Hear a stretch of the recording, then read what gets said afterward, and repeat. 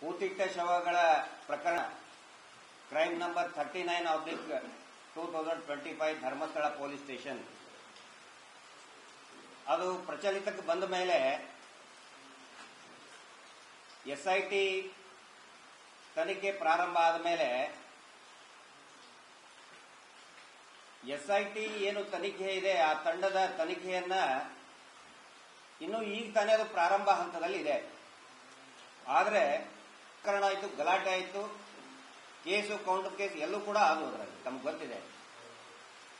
ಈಗ ಯಾಕೆ ಇಷ್ಟೊಂದು ಅವರು ಗಲಾಟೆ ಮಾಡ್ತಾ ಇದ್ದಾರೆ,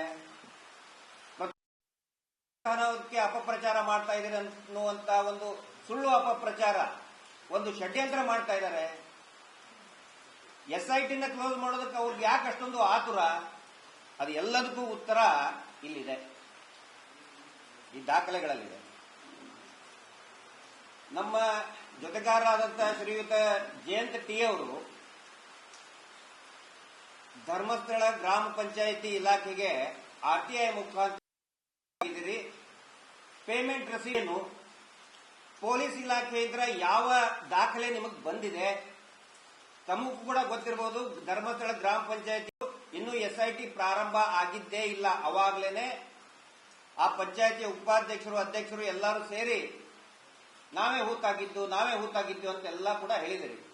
ಮಾಹಿತಿ ಆರ್ಟಿಐನಲ್ಲಿ ಹಾಕಿ ಅಂತ ಹೇಳಿದ್ರು. ಅದರ ರೀತಿಯಲ್ಲಿ ನಮ್ಮ ಟಿ ಜಯಂತ್ ಅವರು ಮಾಹಿತಿಯನ್ನು ಹಾಕಿದ್ರು. ಅದರಲ್ಲಿ ಅನೇಕ ಪ್ರಕರಣಗಳು ಸಂಶಯಾಸ್ಪದಕ್ಕೆ ಈಡಾಗುವಂತದ್ದಿದೆ. ಅದರಲ್ಲಿ ಒಂದು ಉದಾಹರಣೆ ಈಗ ನಾನು ನಿಮ್ಮ ಮುಂದೆ ಇಡ್ತಾ ಇದ್ದೇನೆ. ಅತ್ಯಂತ ಭಯಾನಕವಾದಂತಹ ಪ್ರಕರಣ. ಅದು ಏನು ಅಂದ್ರೆ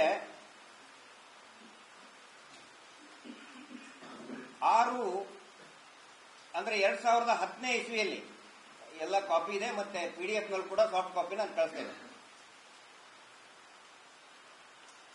6/4/10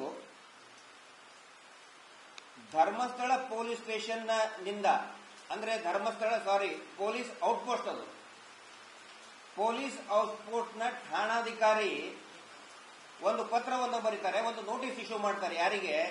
ಧರ್ಮಸ್ಥಳ ಗ್ರಾಮ ಪಂಚಾಯಿತಿಯ ಕಾರ್ಯದರ್ಶಿಗಳಿಗೆ. 2 ಉಲ್ಲೇಖ ಮಾಡ್ತಾರೆ. ಒಂದು,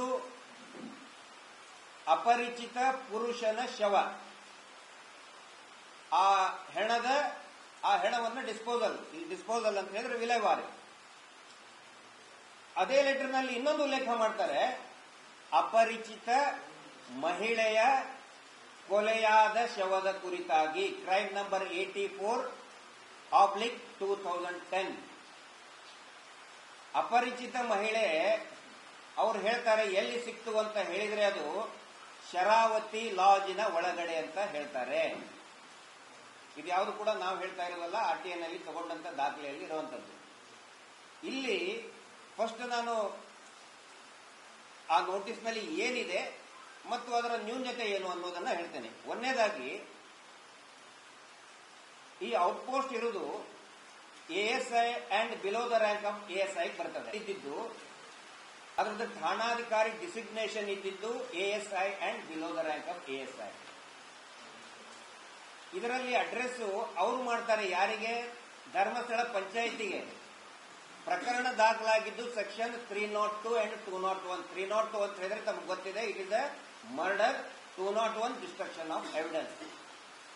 ಇದರದ್ದು ಇನ್ವೆಸ್ಟಿಗೇಷನ್ ಆಫೀಸರ್ ಇರೋದು ಯಾವತ್ತಿಗೂ ಕೂಡ ಹೀನಸ್ ಕ್ರೈಮ್ ಇದ್ದಾಗ, ಅಂದರೆ ಗಂಭೀರ ಅಪರಾಧಗಳು ಇದ್ದಾಗ, ಕೊಲೆಯಂತಹ ಪ್ರಕರಣಗಳು ಇದ್ದಾಗ, it is always above the rank of CPI and above 3 star.